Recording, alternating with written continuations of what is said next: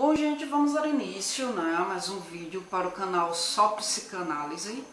E aí, aqui nesse vídeo eu irei fazer mais uma sessão referente à playlist relacionada a Lacan. Já falei sobre algumas coisas básicas para a gente começar esse percurso aí na psicanálise lacaniana. Quem tiver interesse em ver as outras temáticas, em assistir as outras temáticas, né, da playlist, é importante, é interessante. Vocês podem entrar lá, né, na barrinha de playlists, e aí você vai encontrar a playlist relacionada a Lacan e lá todas as temáticas que eu já abordei com relação à psicanálise lacaniana. Então, eu vou começar aqui uma série de vídeos falando sobre uma temática que é muito importante para a psicanálise, que é o inconsciente. E aí, tratando-se da playlist relacionada a Lacan, lógico que eu irei começar a dialogar aqui, conversar aqui sobre o inconsciente lacaniano, certo? O que é que Lacan vem nos dizer com relação ao inconsciente, né? Ele diz que o inconsciente é estruturado como linguagem. E aí, para a gente compreender esse inconsciente estruturado como linguagem, a gente vai ter que perpassar aí por outras temáticas de outras áreas, para que a gente possa ter um entendimento abrangente, um entendimento claro com relação ao inconsciente estruturado como linguagem, tá? Lacan, ele traz aí, bom, para quem não sabe, para quem está começando agora, iniciando agora os estudos referente à psicanálise lacaniana, eu também iniciei há pouco tempo, mas eu estou trazendo para explanar aqui as coisas que eu tenho segurança para falar, para explanar, né? E aí o que que acontece? Lacan, ele fez uma releitura da obra freudiana. A partir dessa releitura, ele criticou algumas coisas e aí reformulou, ressignificou outras. Ele veio trazer uma abrangência, digamos assim, à psicanálise. Ele veio florescer a psicanálise a partir dessa revisão, dessa releitura que ele fez da obra freudiana, tá? Então, sempre que eu for explanar uma temática aqui relacionada a Lacan, na maior parte das vezes eu vou precisar estar dialogando com a obra freudiana, que é justamente para vocês entenderem, né? Então, o que é que acontece? Lacan, ele traz uma nova configuração ao inconsciente freudiano, né? Ele permite, com essa nova configuração, uma visão mais ampla dos processos inconscientes na vida do sujeito, certo?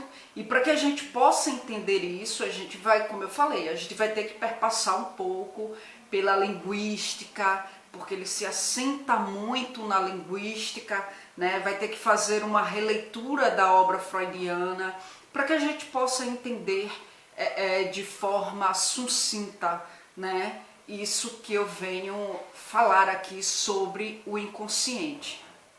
O que é que acontece? Freud, sabemos que Freud, ele elaborou as estruturas do discurso psicanalítico na interpretação dos sonhos, certo?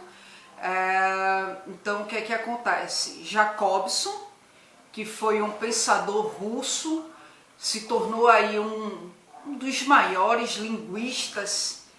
Ele no caso foi o pioneiro na análise estrutural da linguagem, da poesia, da arte, certo? E na análise do discurso, ele se utiliza de duas figuras de linguagem, que é a metáfora e a metonímia. E aí, o que é a metáfora, né? É uma figura de linguagem onde se usa uma palavra ou uma expressão em um sentido, né, que não é muito comum. E aí vai revelar de linguagem revela uma relação de semelhanças entre dois termos. Para ficar mais claro, um exemplo. Tu chega e diz, o meu amigo é um cavalo, tratou mal a namorada. Tu usou a metáfora como figura de linguagem. Por quê? Porque o teu amigo não é literalmente um cavalo. Ele não é um animal, né? Mas tu fez essa comparação pelos atos dele com a namorada, visto que o cavalo, quando irritado, dá coice e é agressivo, enfim, então tu assemelhou o teu amigo ao cavalo. Tu fez uma metáfora, porque o teu amigo não é literalmente um cavalo. Então isso é metáfora. Então essa figura de linguagem foi usada por Jacobson na análise do discurso, certo? Tratando-se da metonímia, o que é a metonímia?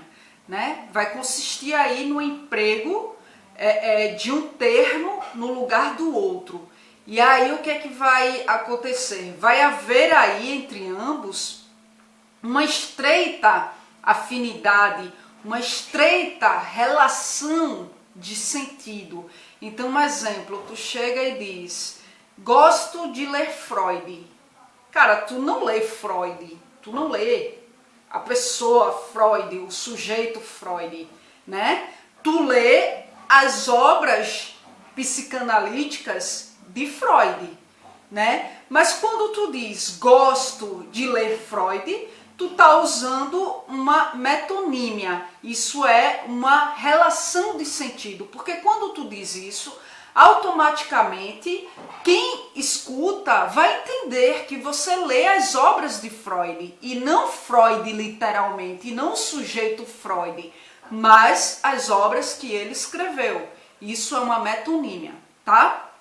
Então, o que acontece? Essas figuras de linguagem foram utilizadas, como eu falei, por Jacobson na análise do discurso, e essas figuras de linguagem, se atentem a isso para vocês entenderem o inconsciente estruturado como linguagem, tá? Essas figuras de linguagem utilizadas por Jacobson, né, na análise do discurso, faz referência ao que Freud chama de processos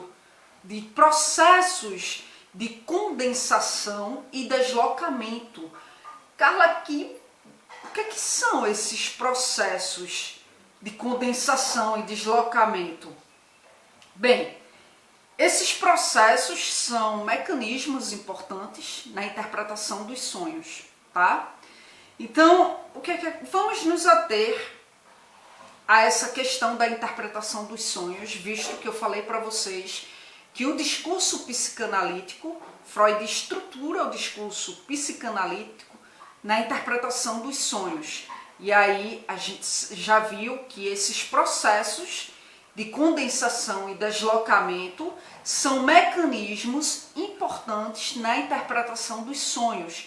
E Jacobson, quando utiliza a figura de linguagem, metáfora e metonímia, essas figuras de linguagem faz referência a esses mecanismos, certo? Tanto condensação quanto de deslocamento, tá? Então Freud, ele salientou que os sonhos seriam essencialmente a tentativa de se realizar um desejo reprimido. Esse desejo reprimido, ele está alojado no inconsciente.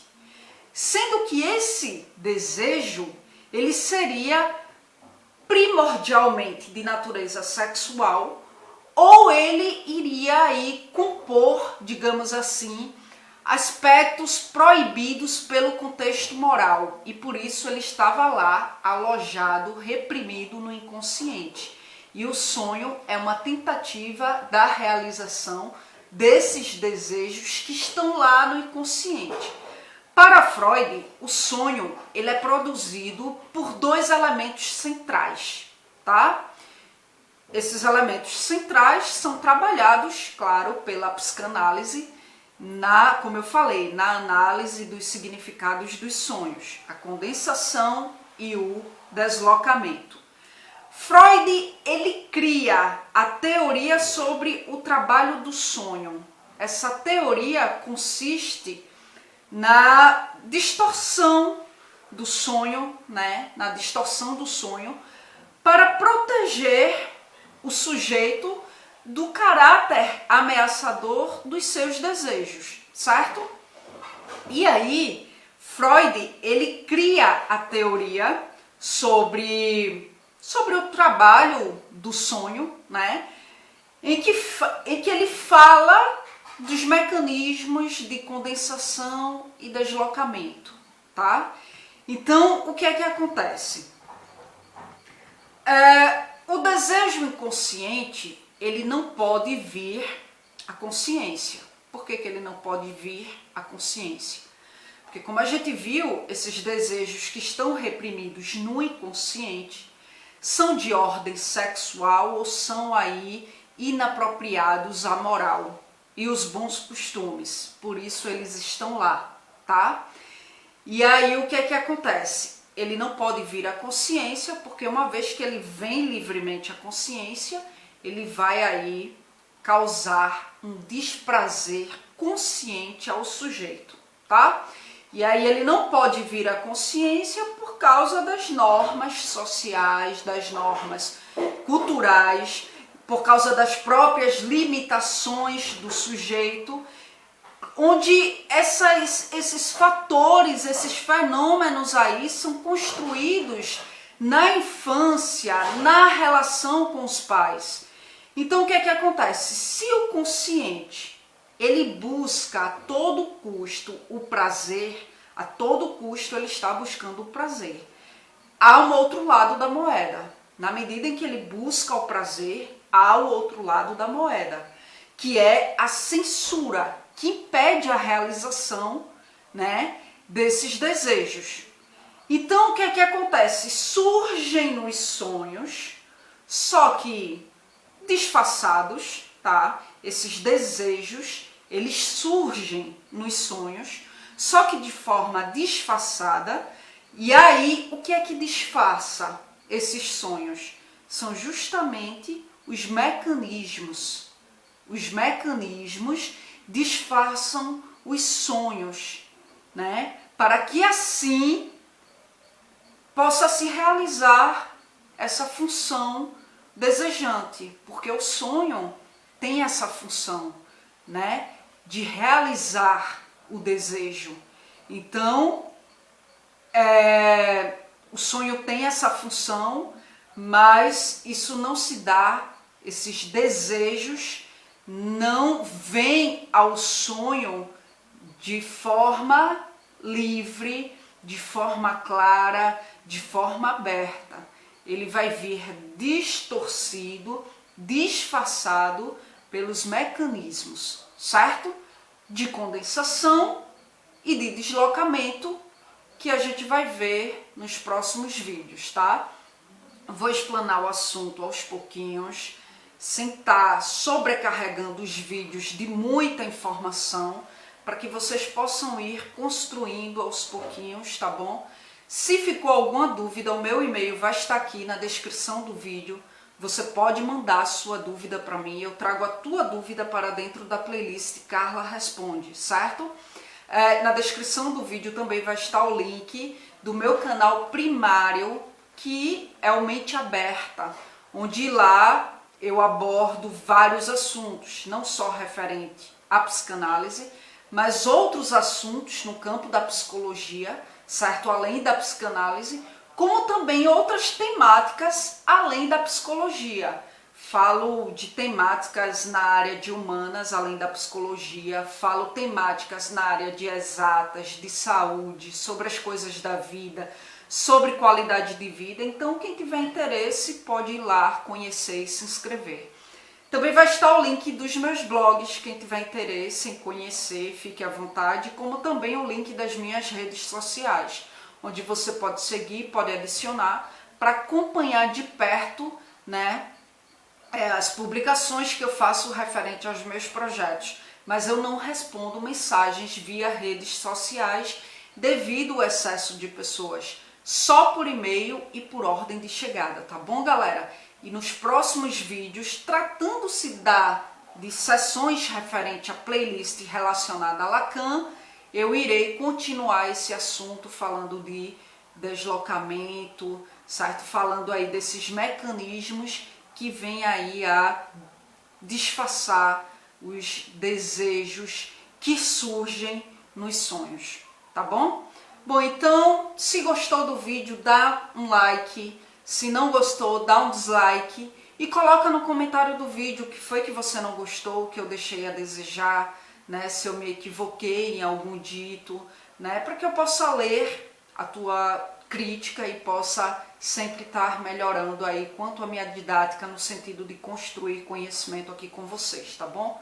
Bom, gente, então é isso. Obrigada mais uma vez pela atenção de vocês e até a próxima gravação.